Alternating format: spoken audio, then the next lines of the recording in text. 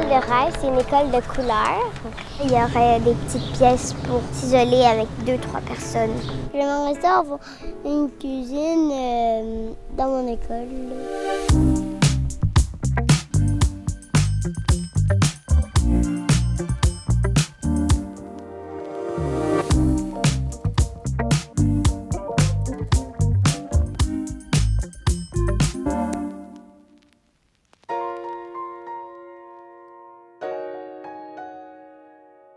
Nous avions besoin d'une école à Rimouski. Ça faisait 40 ans que nous n'en avions pas eu, donc c'est sûr que c'est très nouveau pour nous.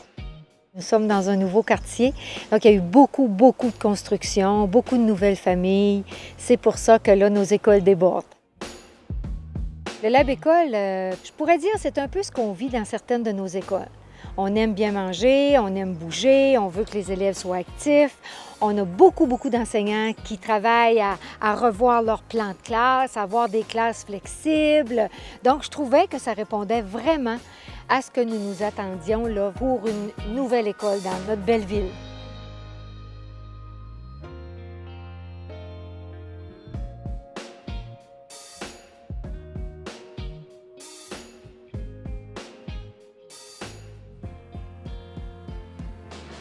Donc, on voulait faire une école qui donne l'impression qu'elle a toujours été là, qu'elle a vraiment grandi dans le site et qui appartient au site. Ça, c'était un élément très important.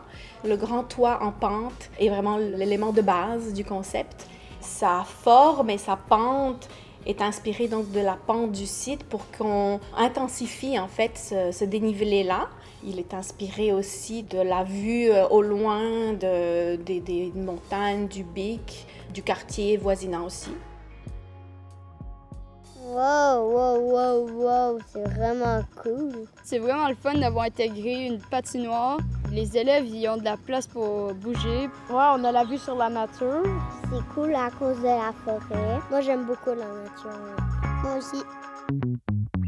Le cœur de l'école, c'est l'Agora, à partir duquel il y a 2 escaliers qui amènent vers la passerelle du 2e niveau.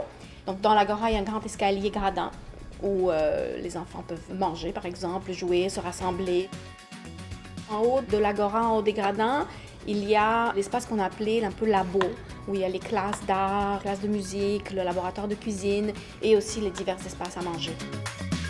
Wow, c'est grand à l'intérieur. Il y a beaucoup de choses à manger. C'est cool d'avoir intégré une cuisine. On va avoir les bases de la cuisine, puis on pourra bien manger. Et aussi, les estrades, c'est une très bonne idée. Ça permet aux gens de se voir, de parler. Toutes les classes ont été pensées du côté nord. Le côté nord, donc, c'est face aux voisins où nous nous retrouvons en ce moment. Lumière naturelle du nord, sans éblouissement par le soleil.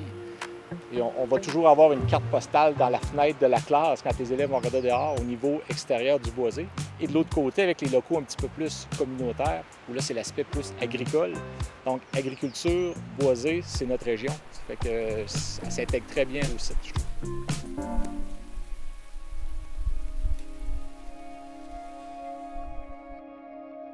Ici, on a vraiment le programme pour donner des lieux différents. Donc, il y a 3 ou 4 classes qui s'ouvrent sur un autre espace qu'on appelle l'espace de collaboration, qui en fait donne beaucoup plus de variété à la façon que les enfants peuvent se regrouper et travailler. Il y a même des plus petits espaces, ça s'appelle des espaces de concentration, qui sont comme des petites maisonnettes pour 3 ou 4 enfants, pour qu'ils puissent s'isoler au besoin, avec un parent ou un autre prof. Et même dans comment ces espaces-là s'ouvrent vers le corridor principal, tout moment de la journée, en fait, est un élément éducatif dans le jeu et dans la pédagogie. Pour nous, c'était vraiment primordial en tant qu'équipe d'avoir un cœur dans cette école-là. On voulait qu'un lieu de rassemblement, que ça soit convivial, chaleureux, mais également à échelle humaine. Donc, on veut que l'enfant, dès son entrée dans l'école, se sente bien, sente aussi ses repères. Donc, les classes les plus petits sont près de la porte, son vestiaire également.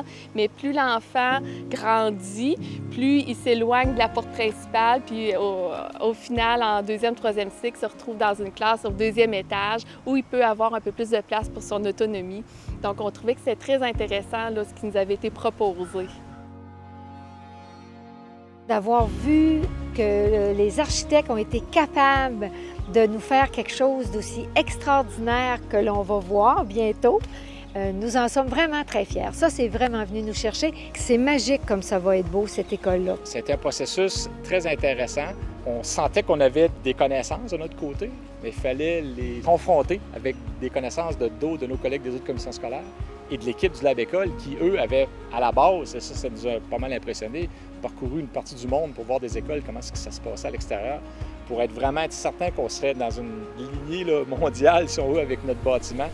La lumière naturelle, l'air frais, le contact avec la biophilie, l'extérieur, bien, c'est sûr que ça a un impact positif sur l'éducation, sur le bonheur en général de tous, pas juste des enfants, donc des profs, des enseignants, des surveillants. C'est vraiment un élément clé pour que les enfants s'approprient de l'espace et pour qu'ils se sentent chez soi, pour que ça devienne leur deuxième maison. Donc on est convaincus définitivement aider l'éducation et leur bien-être.